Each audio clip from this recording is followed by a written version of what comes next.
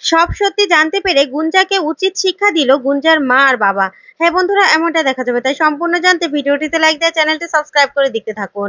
গল্পের শুরুতেই দেখা যাবে ময়নাকে রৌদ্র বলতে থাকে, রাজারাম আমাদের মধ্যেই আছে, আমাদের মধ্যেই আছে, না হলে সবসময় আমার রাজারামের কথাগুলি মনে পড়ে কেন ময়না?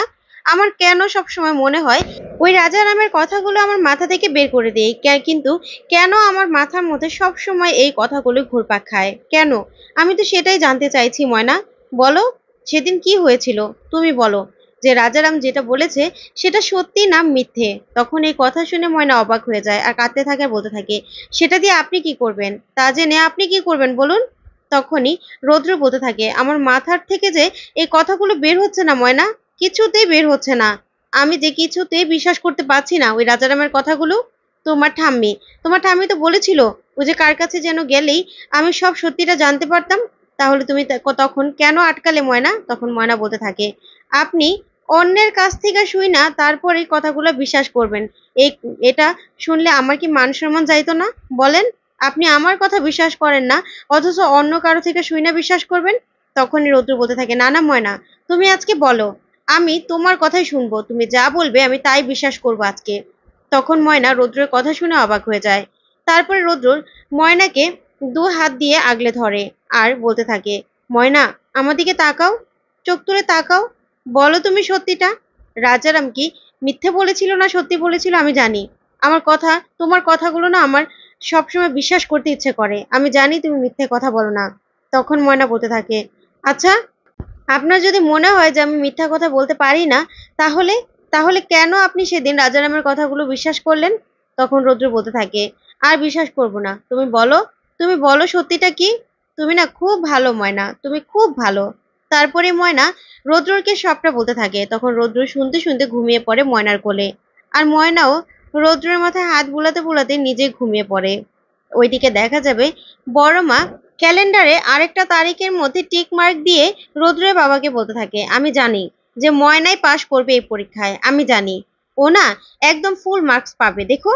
তখনই ময়নার শ্বশুর বলতে থাকে, আচ্ছা, এরকম স্টুডেন্ট না আমি জীবনে পেলাম না। তখনই বড়মা বলতে থাকে, শোনো, তুমি স্টুডেন্ট কোথা থেকে পাবে বলো তো? এরকম স্টুডেন্ট তোমার ধারে কাছে কেউ আছে নাকি? আমার ময়নার মতো কেউ নেই। ঠিক তখনই মেজমা চলে আসে বজ্র আর বিড়ালের সাথে আর বলতে থাকে, এ কি দিদি, ওদের কাছে তো আমি সবটা শুনলাম। আচ্ছা, ময়না যখন রৌদ্রের কাছে চলেই গেছে, তাহলে ওরা বাড়ি ফিরে কেন আসলো না? ওদের একান্তভাবে আবার কিসের কথা বলা? আর একান্তভাবে যদি কথা বলতেই চায়, তাহলে কেন বাড়িতে চলে আসলো না দিদি? তখনই বড়মা বলতে থাকে, শোনো, সেটা না না ভাবলেও চলবে, ওদেরটা ওরাই বুঝে নেবে। তখনই মেজমা বলতে থাকে, না না দিদি, কি যে বলো না, মা তো খুব কষ্ট হচ্ছে জানো তো, খুব চিন্তা হচ্ছে। তখনই বড়মা বলতে থাকে, থাক, তোমার আর চিন্তা করতে হবে না, বুঝতে পেরেছো? তোমার আর চিন্তা করতে হবে না, এখন গিয়ে ঘুমাও। তখন বিহাল বলতে থাকে, আহ, তুমি যা করো না, তোমার কাছে না এসব না বলাই উচিত ছিল। তুমি যে কত চিন্তা করো সেটা আমরা জানি, এসব কথা বলার কোনো দরকার নেই, বুঝতে পেরেছো? তারপর দেখা যাবে মেজমা বলতে থাকে, হ্যাঁ হ্যাঁ, আমার কথা কে শুনতে পায়? আমার কথা তো কেউ বুঝতে চায় না। ময়নার জন্য আমিও তো ভাবি, রৌদ্রের জন্য ভাবি। আচ্ছা, ওদের বাহিরে রাত কাটানোর কি দরকার? ওরা তাড়াতাড়ি চলে আসলেই তো হয়। তখন বিহাল বলে, দেখো মা, ওদের বিয়ে হয়ে গেছে, ওরা যখন খুশি তখন আসবে, বুঝতে পেরেছো? এগুলো নিয়ে তোমাকে মাথা ঘামাতে হবে না। ওইদিকে দেখা যাবে ময়না আর রৌদ্র ঘুমিয়ে আছে। তখন সকাল হয়ে যায়। সকাল হলেই ময়না আর রৌদ্র ঘুমিয়ে আছে, তখন একটা পুলিশ আসে, এসে বলতে থাকে, এই যে, উঠুন উঠুন। তখন ময়নার ঘুম ভেঙে যায়। আর ময়না পুলিশটাকে দেখে চমকে যায় আর বলতে থাকে, কি বলছেন? তখনই পুলিশটা বলতে থাকে, উঠুন উঠুন, এই যে মশাই উঠুন। তখনই রৌদ্র উঠে পড়ে আর বলতে থাকে, কি হয়েছে? তখনই পুলিশটা বলতে থাকে, আচ্ছা, এই গাড়িটা কার? তখন রৌদ্র বলে, আমার। কেন? তখন পুলিশটা বলে, গাড়ির কাগজপত্র দেখান। তখন রৌদ্র বলে, কেন? তখনই পুলিশটা বলতে থাকে, আপনার তো দেখছি একদম লজ্জা নেই, সারা রাত এই মেয়েটার সঙ্গে কাটিয়ে এখন বলছেন কেন? থানায় গেলে না সবকিছু বুঝতে পারবেন। তখন রৌদ্র বলে, কি বলছেন আপনি? কার সাথে আমি সময় কেটেছি? তখনই ময়নাকে দেখে রৌদ্র পুরো চমকে যায় আর বলতে থাকে, তুমি এখানে, তুমি এখানে কি করে আসলে? তখন ময়না বলে, কেন ডাক্তার বাবু, এটা আপনি কি কইতাছেন? আপনার কিছু ওনারে কইতে হইব না, আমি কইতাছি। তখনই রৌদ্র বলতে থাকে, তুমি এখানে কি করে আসলে সেটা বলো। এই বলে গাড়ি থেকে নেমে আসে রৌদ্র। তখন ময়নাও বেরিয়ে আসে। তারপর রৌদ্র বলে, দেখুন অফিসার, উনি কি করে আসলো সেটা আমি জানি না। তখন অফিসার বলে, কি, সারা রাত ওনার সাথে কাটিয়ে এখন বলছেন উনি কি কি কি করে আসলো সেটাই আপনি জানেন না? তখন রৌদ্র পুলিশটার সাথে কথা কাটাকাটি করতে থাকে। তারপরে পুলিশটা বলতে থাকে, থানায় চলুন, থানায় গেলে সবটা ক্লিয়ার হয়ে যাবে আপনার কাছে। তখন ময়না রৌদ্রের কথা শুনে অবাক হয়ে যায়, আর রৌদ্রের রাতের কথাগুলো ভাবতে থাকে, আর মনে মনে কষ্ট পেতে থাকে। এদিকে রৌদ্র ময়নাকে বলতে থাকে, আচ্ছা তুমি এখানে কি করছো? এখানে কেন এসেছো? গুঞ্জারা কোথায়? গুঞ্জার বন্ধুরা কোথায়? তুমি কেন এসেছো বলো তো? তখন ময়না বলতে থাকে, এগুলো আপনি কি কইতাছেন? আপনারা আমি ওখান থেকে তো কালকে আমি নিয়ে আইছিলাম এখানে। পরে সারা রাত আপনি আমার সাথে কত ভালো করে কথা কইলেন, আপনি আমার কোলে মাথা দিয়ে শুয়েছিলেন। তখন রৌদ্র বলে, মিথ্যে কথা বলছো তুমি। রাজারামকে নিয়ে মিথ্যে কথা বলেছিলে, আমাকে নিয়েও তুমি মিথ্যে কথা বলছো। তুমি একটা মিথ্যেবাদী, বুঝেছো? তখন ময়না এই কথা শুনে খুব কষ্ট পায়। ওইদিকে অফিসার বলতে থাকে, শুনুন মশাই, আপনার বড় দেমাক দেখছি, চলুন আমার সাথে চলুন, এখনই থানায় যাবেন। তখন রৌদ্র বলে, না আমি যাব না। আপনি কি করবেন? হ্যাঁ, কিচ্ছু করতে পারবেন না, আমি যাব না। ঠিক তখনই সেই পুলিশটা চলে আসে, যে পুলিশটা রাতে ময়নাকে সাহায্য করেছিল। সেই পুলিশ আসলেই ময়নাকে দেখে চিনে ফেলে আর বলতে থাকে, আরে আপনি? তখন ময়না বলতে থাকে, হ্যাঁ আপনি। তারপরে রৌদ্র বলতে থাকে, তুমি ওনাকে চিনো নাকি? তখনই পুলিশ অফিসার ময়নার কথা সবটা বলে, যে রাত্রে উনি আপনাকে কত কষ্ট করে খুঁজতে বেরিয়েছিল জানেন। আর রাতে আমার সাথে দেখা হয়েছিল, তখন আমি তাকে সেই বাড়িতে দিয়ে এসেছিলাম। আর এরকম বউ ভাগ্য করে মানুষ পায়, বুঝতে পেরেছেন? তখন এই কথা বলেই সে পুলিশ অফিসার ওই পুলিশ অফিসারকে নিয়ে ওখান থেকে চলে যায়। তারপরে দেখা যাবে রৌদ্র ময়নাকে বলতে থাকে, শোনো, তোমাকে কে বলেছে এসব করতে? কে বলেছে তোমাকে এখানে আসতে? তখন ময়না অবাক হয়ে যায়।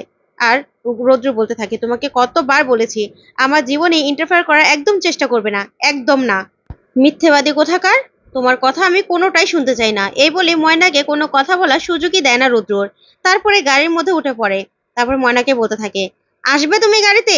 তারপর ময়না গাড়িতে বসলেই রৌদ্রর ময়নাকে নিয়ে গাড়ি চালিয়ে যেতে থাকে। ওইদিকে বড় মা সকাল সকাল খুব চিন্তা করতে থাকে। তারপর রৌদ্রকে ফোন করলেই রৌদ্র বলতে থাকে, হ্যাঁ মা আসছি।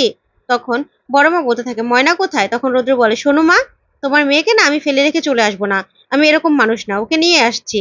তখন এই কথা বলে ফোন রাখলে বড় মা খুব চিন্তা করতে থাকে আর বলতে থাকে, রৌদ্র এরকম ভাবে কথা বলছে কেন?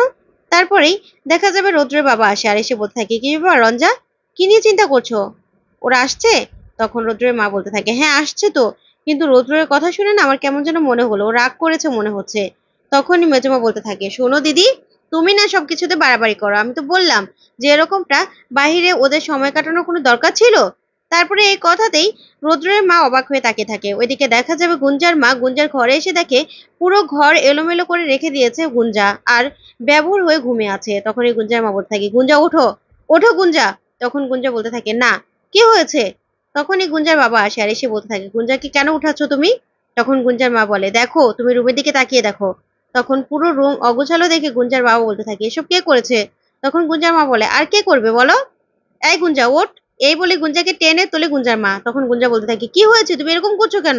আমি ঘুমোবো। তখনই গুঞ্জার মা বলতে থাকে, তুই সারা রাত পার্টি করে এসেছিস? তখনই গুঞ্জা বলতে থাকে, হ্যাঁ আমার ঘুম পাচ্ছে। তখন গুঞ্জার বাবাকে গুঞ্জার মা বলতে থাকে, জানো কালকে ও জন্মদিনে পার্টি করতে গিয়েছিল ও বন্ধুদের সাথে, সেখানে রৌদ্রকে নিয়ে গিয়েছিল। ও কোনো জন্মদিনে পার্টি করেনি, সেখানে রৌদ্রকে নিয়ে যাওয়াই ওর প্ল্যান ছিল। তখন এই কথা শুনে গুঞ্জা অবাক হয়ে যায় আর বলতে থাকে, তুমি এসব জানলে কি করে? তখনই গুঞ্জার মা বলতে থাকে, শোন, কালকে না ময়না এসেছিল রৌদ্রকে খুঁজতে, এমনকি তোকেও খুঁজছিল, তার থেকেই জানতে পারলাম। তখনই গুঞ্জার বাবা বলতে থাকে, ময়না এসেছিল? তখন গুঞ্জার মা বলে, হ্যাঁ রাতে ময়না এসেছিল, তুমি ওকে অপমান করবে বলে আমি তোমাকে বলিনি, ওই সবটা বলেছে। তখনই বলতে থাকে, গুঞ্জা তুই যেটা করছিস সেটা কিন্তু একদম ঠিক করছিস না, তুই একদম ঠিক করছিস না। তখন গুঞ্জা বলে, মা আমি এমন কি করেছি, তুমি আমার সাথে এরকম করছো কেন? তখনই গুঞ্জার মা অনেক রেগে যায় আর গুঞ্জার উপর, আর গুঞ্জার বাবাকে বলতে থাকে, শোনো, এখনো না মেয়েকে লাগাম পড়াও। তুমি ওকে ভালোবাসো ঠিক আছে, কিন্তু ওকে শাসন করো। ও যেটা করছে একদম ঠিক করছে না। এরপরে যদি এরকমটা আর কখনো দেখি তাহলে কিন্তু এর ফল ভালো হবে না। এ বলে গুঞ্জার মা আর বাবা ওখান থেকে চলে যায়।